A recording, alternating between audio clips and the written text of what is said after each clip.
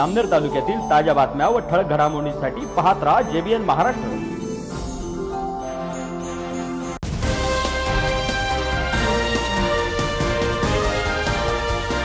नमस्कार, मी मिनल चौधरी। पाहूया काही ठळक वृत्त।